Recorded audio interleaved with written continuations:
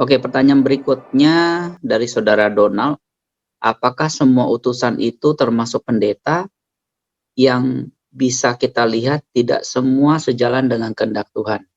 Oke, berarti kalau kita mau jawab ini, kita lihat kutipan Ellen White yang di dalam Testimonies to Ministers halaman 475 ya. Nah, di sini dikatakan nubuatan harus digenapi. Tuhan berfirman, katanya, lihatlah aku akan mengirimkan kepadamu Elia, nabi itu sebelum datangnya hari Tuhan yang besar dan mengerikan. Nah, di sini dikatakan lagi, lanjutannya, somebody is to come in the spirit and the power of Elijah.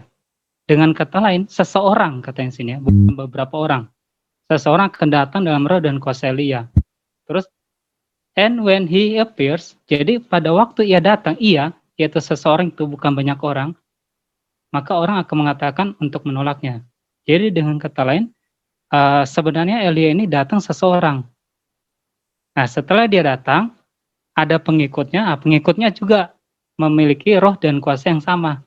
Tapi dia, Elia yang mendatang seseorang ini adalah pionernya. Dia yang akan membuat yang lain seperti Elia juga.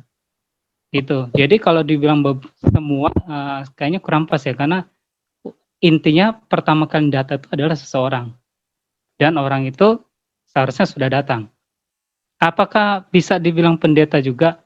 Misalnya, apakah seseorang itu bisa pendeta? Kalau saya jawab tidak. Karena pendeta, kalau di dalam Wahyu pasal 3, pendeta sudah dituduh suam. Semenjak kapan? Semenjak dia menolak pekabaran 1888.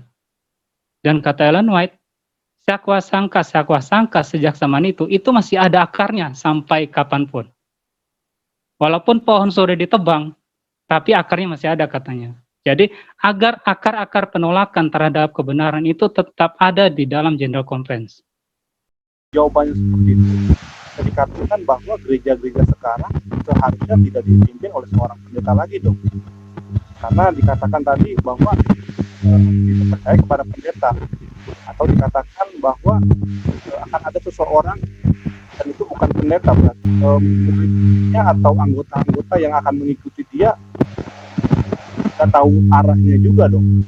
Karena kan kalau kita ketahui bahwa sebagian semua pendeta itu biasanya dididik satu perkuliahan dengan tujuan, dengan pembelajaran yang arah.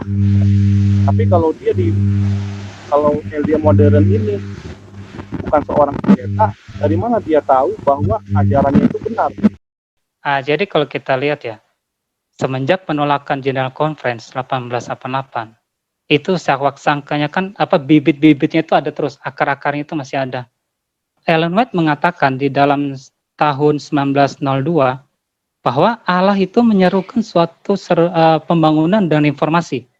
Nah, ini semua orang Advent seharusnya tahu ya, karena pernah masuk di pelajaran sekolah sahabat ya, seruan pembangunan dan informasi. Nah, kenapa harus demikian? Karena kata Ellen White, kalau seruan pembangunan dan informasi tidak dilakukan, maka katanya kaki Dian akan dipindahkan katanya. Dan orang yang tetap suam, yaitu pendeta, itu akan diludahkan keluar. Diludahkan keluar, kata Ellen White, itu bukan berarti mereka mati dibunuh, bukan. Tapi pelayanan mereka itu tidak ada faedahnya lagi. Jadi dengan talent harus ada dinas kependetaan yang lain yang menggantikan mereka. Yaitu dari seseorang yang akan datang itu. Gitu. Dan kalau kita lihat kenapa dibilang roh dan kuasa Elia, kita lihat di zaman dulu Yohanes Pembaptis. Kebetulan saya renungan paginya buku Kerinduan Segala Zaman ya. Jadi situ dikatakan Yohanes Pembaptis yang roh dan kuasa Elia pada zaman dahulu waktu datang Yesus yang pertama, dia itu bukan orang kelompok imam-imam. Bahkan dia orang biasa katanya. Dia datang dan dia menegur dosa dari imam-imam dan juga anggota-anggota Yahudi di zaman dahulu. Nah, jadi dengan kata lain, dia nggak bisa dari pendeta, karena pendeta sudah menghilangkan kepercayaan Tuhan kepada mereka. Mungkin ada tambahan dari saudara. Tadi pertanyaan Bapak ini yang kedua tanggapannya, berarti pendeta nggak memimpin gereja lagi dong. Sama seperti Yohanes Pembaptis, Elia yang datang pada zamannya mempersiapkan jalan bagi kedatangan Yesus yang pertama. Itu bukan menggantikan posisi imam-imam yang memimpin jemaat itu. Dia datang untuk menyampaikan sebuah pekabaran amaran untuk membangunkan sidang itu untuk menyambut kedatangan juru selamatnya. Demikian pula Elia yang dijanjikan yang akan datang mendahului hari Tuhan yang besar dan dahsyat pada akhir zaman ini. Dia diutus bukan untuk menggantikan para pendeta sebagai gembala jemaat, tetapi untuk menyampaikan sebuah pekabaran amaran kepada sidang itu sendiri secara keseluruhan dan membangunkan jemaat itu, termasuk kepada para pendeta, ya, dari kesuaman mereka, supaya mata mereka dicelekkan akan bahaya yang akan datang jika mereka terus mundur ke Mesir, jika mereka terus menyesuaikan diri kepada keduniawian. Akibatnya apa?